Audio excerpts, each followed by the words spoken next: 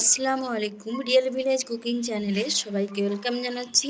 আজকে আমি বানাবো আমের আচার।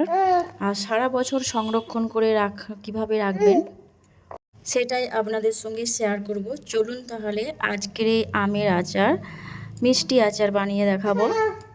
শুরু করি। একবার বানিয়ে সারা বছর ধরে স্টোর করে রাখতে পারবেন।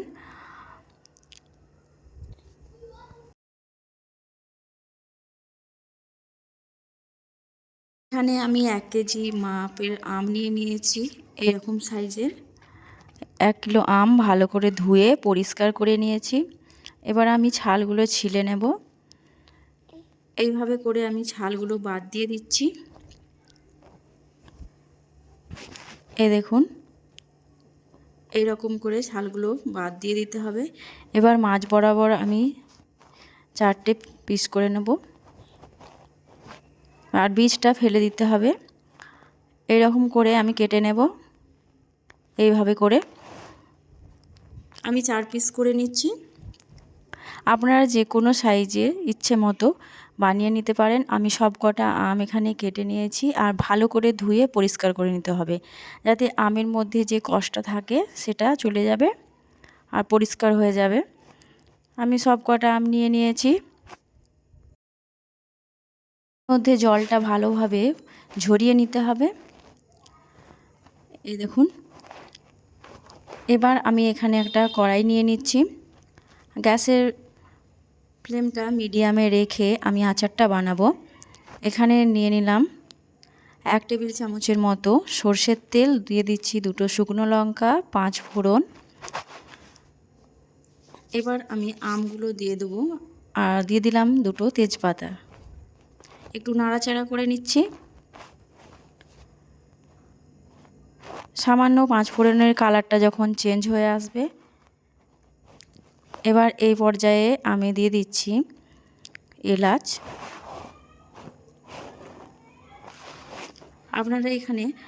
আপনারা দারুচিনিটাও ব্যবহার করতে পারেন। আর আমটা দিয়ে দিলাম, দিয়ে একটু ভালো করে নাড়াচাড়া করে মিশিয়ে নেব। ভালো করে আমটা 5 ফোড়নের সঙ্গে ভালোভাবে নাড়াচাড়া করে নিতে হবে। এখানে সামান্য লবণটা আমি সামান্য দিয়েছি, খুব বেশি নয়। যেহেতু আমি মিষ্টি আচার বানাচ্ছি, সেক্ষেত্রে লবণের পরিমাণটা অল্প করে দিলেই হবে। আবারও ভালোভাবে মিশিয়ে নিচ্ছি। এবার এর মধ্যে দিয়ে দিচ্ছি আদা কুচি আর রসুন কুচি। আপনারা চাইলে এটা স্কিপ করতে পারেন, কিন্তু দিলে আচারটার স্বাদ আরও দ্বিগুণ হয়ে যাবে। সব কিছুকে ভালোভাবে মিশিয়ে নেব। এবার আমি যেহেতু গুড়ের আচার বানাচ্ছি, এখানে আমি 1 কেজি পরিমাণে আম নিয়েছি। আমটা খুব বেশি টক নয়, সেই জন্য এখানে আমার গুড়ের পরিমাণটা কমই লেগেছে। 700-র মতো এখানে আমি গুড় নিয়েছি, আখের গুড় নিয়েছি। গুড়টা গলে যাওয়া পর্যন্ত অপেক্ষা করব। আর আমি গ্যাসের ফ্লেমটা মিডিয়ামে রেখে আচারটা বানাচ্ছি। অনবরত নাড়াচাড়া করে গুড়টা ভালোভাবে গলিয়ে নিতে হবে।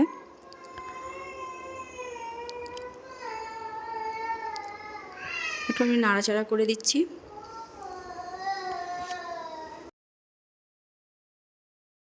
চিনির আচার তো অনেকেই খেয়েছেন, গুড় দিয়ে আচার বানিয়ে দেখবেন। গুড়ের আচার খেতে এতটাই ভালো লাগে আর এতটাই সুস্বাদু হয়। এই দেখুন, গুড়টা প্রায় গলে গেছে, অনেকটাই জল বেরিয়ে এসেছে। আমি কিন্তু কোনো রকমের জল ব্যবহার করি না, একটু নাড়াচাড়া করে দিচ্ছি।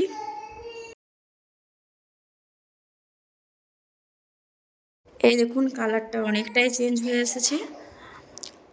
আর আমি এইভাবে কিছুক্ষণ জাল করতে থাকবো,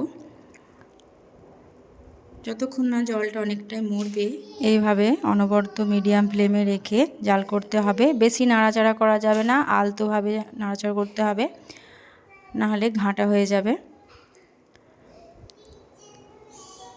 আমি এই পর্যায়ে দিয়ে দিচ্ছি ভিনেগার দিলে আপনারা সারা বছর সংরক্ষণ করে রাখতে পারবেন, কোনো রকম খারাপ হবে না। আর এইভাবে আচার বানাবেন, দেখবেন কোনো রকম খারাপ হবে না, সারা বছর ধরে আপনারা সংরক্ষণ করে খেতে পারবেন। অনেকটাই হয়ে এসেছে, এই দেখুন অনেকটা হয়ে এসেছে।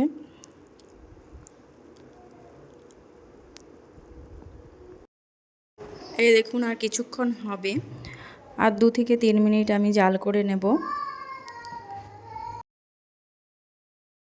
আচারের কালারটা দেখুন কত সুন্দর এসেছে, একটা লোভনীয় রেসিপি। আচার তো কম বেশি অনেকেই পছন্দ করেন। আমার আচারটা হয়ে গেছে, আমি এটাকে ঠান্ডা করে নেব। ঠান্ডা হলে অনেকটাই জমে যাবে। আর পারফেক্টলি আপনারা নামানোর আগে ঢাকা দিয়ে রেখে দেবেন। নামানোর পর 10 মিনিট ঢাকা দেওয়ার পর দেখবেন আচারটা আরও ভালোভাবে ভেতর পর্যন্ত মিষ্টি পৌঁছে যাবে আর খেতে অসাধারণ লাগবে। এই দেখুন কত সুন্দর হয়েছে আচারটা। আমি একটা প্লেটের মধ্যে নিয়ে নিচ্ছি। এই দেখুন, এবার আমি একটা প্লেটের মধ্যে নিয়ে নেব। এই দেখুন আমি একটা প্লেটে নিয়ে নিয়েছি, কত সুন্দর হয়েছে। আমি একটা তুলে দেখাচ্ছি। এইভাবে কিন্তু আপনারা গুড়ের আচার বানিয়ে সারা বছর সংরক্ষণ করে রাখতে পারবেন, আর খারাপ হয়ে যাওয়ার কোনো ঝামেলা ছাড়াই সারা বছর সংরক্ষণ করে রাখতে পারবেন। যখন খুশি ইচ্ছে মতো আপনারা আচার খেতে পারবেন। এই দেখুন কত সুন্দর কালারটা এসেছে, আর দেখতেও কিন্তু লোভনীয়। আমি বাড়িতে এইভাবে আমের আচার বানিয়ে থাকি, আর সারা বছর জুড়ে সপরিবারে আমের আচার খাওয়া যাবে। তাহলে বন্ধুরা, আমার এই রেসিপি আপনাদের কেমন লাগলো অবশ্যই কমেন্টে জানাবেন। ভালো লাগলে চ্যানেলটা সাবস্ক্রাইব করে পাশে থাকার অনুরোধ রইল।